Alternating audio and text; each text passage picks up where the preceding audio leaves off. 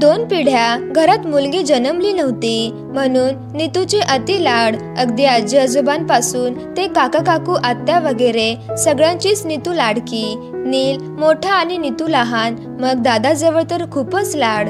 दोघेही शिक्षणात हुशार, पण नीतू मुलगी म्हणून घरात कसलाच आईला हातभर नव्हता तिचा. तिला निर्मलाबाई काही बोलणार तर सगळे त्यांनाच बोलायचे. आपल्यात आहे तोपर्यंत तरी खाऊ द्या आयतं, नंतर सासरी तर करावंच लागेल ना. आई म्हणून हे सगळं निर्मलाबाईंना काही पटत नसे, पण बोलता येत नव्हतं सगळ्यांसमोर. काळजी वाटायची त्यांना. सासरी कसं निभावणार देव जाणे. शिक्षण पूर्ण झालं तर सगळ्यांनी नीतूसाठी स्थळ सुचवायला चालू केलं. योगायोगाने जवळच स्थळ पसंत पडलं. सासरची लोक पण सुशिक्षित होती. एकुलता एक मुलगा होता. सगळं छान होतं. थाटामाटात लग्न पार पडलं. नीतू सासरी गेली. नव्याचे 9 दिवस संपले, पण नीतूचे काही नवीन दिवस संपत नव्हते. उशिरा उठायचं, आरामात सासऱ्यांसमोर येऊन सोफ्यावर बसून चहा घ्यायचा, मग आंघोळ, स्वतः पुरताच आवडेल तो नाश्ता बनवायचा आणि खायचा. सासू समजदार होती. तिला वाटायचं नवीन आहे, वेळ लागणार नवीन घरी ऍडजस्ट व्हायला. सासूबाई लवकर उठून सासऱ्यांचा डबा, मुलाचा नाश्ता डबा सगळं आवरायच्या. कधी कधी तर मॅडम नवरोबा गेले तरी झोपेतच असायच्या, तरी घरच्यांकडून कसलीच तक्रार नव्हती. दोन्ही वेळेचे जेवण सासूबाई बनवायच्या. 3-4 महिने गेले असेच. लग्नानंतर त्यात 2 वेळा नीतू माहेरी जाऊन आली. 4 महिन्यात पण तिच्यात काहीच फरक पडत नाही. बघून सासूबाई म्हणाल्या, नीतू मी पण थकले ग, आता होत नाही. तू आता घराची आणि किचनची जबाबदारी घे.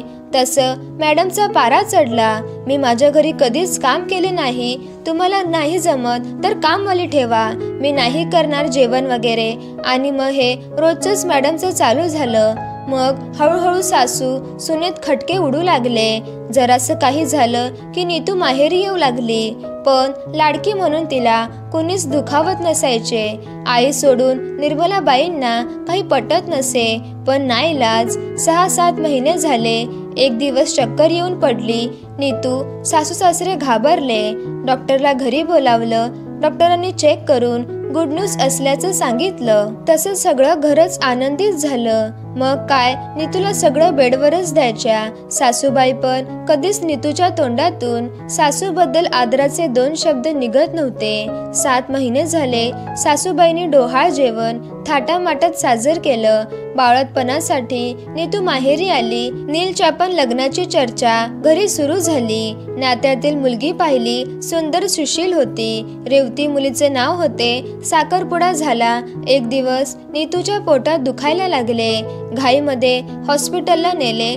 थोड्याच वेळात डॉक्टरांनी येऊन सांगितले मुलगी झाली. आई बाळ सुखरूप आहेत. सगळे आनंद होते. नीतूच्या सासरी कळवले. त्यांनाही खूप आनंद झाला. थोड्याच दिवसात डिस्चार्ज मिळाला.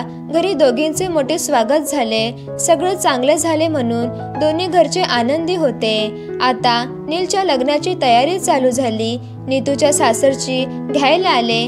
काही दिवसाने नीलचं लग्न होतं. लग्नाला नीतू परत आली. लग्न पार पडलं. रेवतीचं पाऊल लक्ष्मीच्या रूपात घरी पडलं. रेवती आल्यापासून निर्मलाबाई रिटायर्ड झाल्या होत्या. सगळं कसं निवांत असायचं. सूनच तशी गुणी भेटली होती. नीतू दर 8 दिवसांनी आईकडे यायची. निर्मलाबाईंना हे आवडत नसे. त्या नेहमी म्हणायच्या, सारखं माहेरी येणं बरं दिसतं का?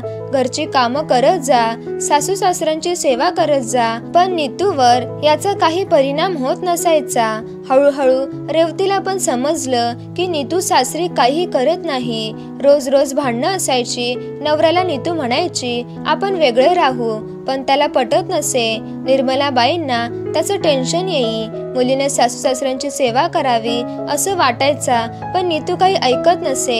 निर्मलाबाईंचं टेन्शन बघून एक दिवस रेवतीने उगीच भांडण चालू केलं. कोणाला काहीच कळेना. रेवती असं का करते काहीच समजेना. मग रेवती रोज कारण काढून निर्मलाबाई सोबत भांडणं करू लागली. एक दिवस तर कहरच केला.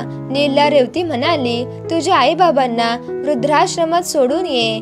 आई वडिलांना तर काय करावे सुचेना. दुसऱ्या दिवशी रेवतीने नीतूला कॉल करून सांगितले, तुम्ही येऊन तुमच्या आई वडिलांना भेटून जा, त्यांना आज आश्रमात सोडणार आहेत. नीतूचा पहारा चढला. तावत माहेरी आली. सोबत बाळ आणि नवरा पण होते. रेवतीला जाब विचारू लागली, तू कोण? आई बाबांना आश्रमात पाठवणारी? आणि काय रे दादा, काल परवा आलेल्या बायकोच्या तालावर नाचून जन्मदात्यांना आश्रमात सोडायला निघालास? तुला थोडं पण काही वाटतं का? अरे ती आता आली, पण तुला तर माहित आहे ना आई बाबांनी किती कष्ट घेतलेत ते तुझ्या शिक्षणासाठी, नोकरीसाठी. कसं विसरू शकतोस तू? नील खाली मान घालून उभा होता. अरे दादा बोल काहीतरी. बायकोचं ऐकून तुलाही वेळ लागलं का? तेवढ्यात रेवती म्हणाली, झाली ना आता तुमची भेट. आई बाबा गाडीत बसा, नील सोडायला येतोय आश्रमात. पुरेसे पैसे ठेवले तुमच्या बॅग मध्ये, लागलेस तर फोन करा.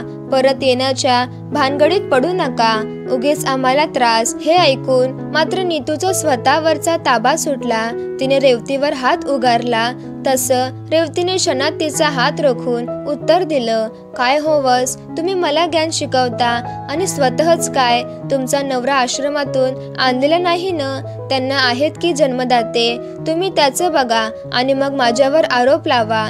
नीतूने हात खाली घेतला. बाळाला घेऊन नवरा उभा होता. त्याच्याकडे पाहिलं. त्याने हिची नजर चुकवण्यासाठी खाली पाहिलं आणि नीतूचे डोळे उघडले.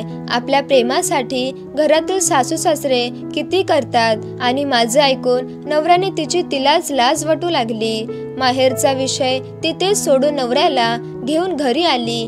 पाय धरून सासू सासऱ्याचे पाय धरले, चुकीची क्षमा मागितली. तेव्हाच इकडे रेवती आई बाबाच्या बॅग घेऊन घरात गेली सुद्धा. कोणाला काही समजत नव्हते. रेवतीने सगळ्यांची माफी मागितली. हे सगळं नाटक होतं नीतू वंसना जाग करण्यासाठी. कारण सासू सासऱ्यांची सेवा हा सगळ्यात अनमोल आशीर्वाद असतो हे त्यांना समजत नव्हतं. म्हणून असं केलं. निर्मलाबाईंनी देवाकडे बघून हात जोडले. डोळे आनंदाश्रूंनी भरले होते. लेखिका वनिता भोगील. तर मित्रांनो, जर तुम्हाला गोष्ट आवडली असेल तर गोष्टीला लाईक करा आणि चॅनलला सबस्क्राईब करा.